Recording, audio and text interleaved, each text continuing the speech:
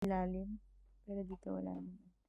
Sige, ang gawin natin today for you is yung chemical peel, TCA Cross, CO2 laser, and Reduran S. S is for the scars. So, since we're targeting the scars, mas maganda siguro natin gamitin yung S.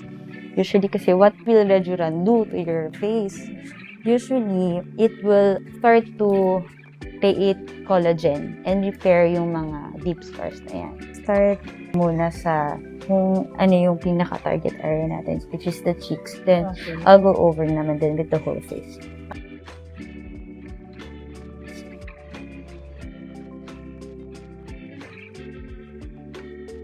Usually, healed na siya mga 5 days hanggang 7 days.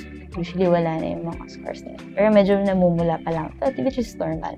Then, let it rest lang muna for at least. Tapos balik ka sa akin 4 to 6 weeks.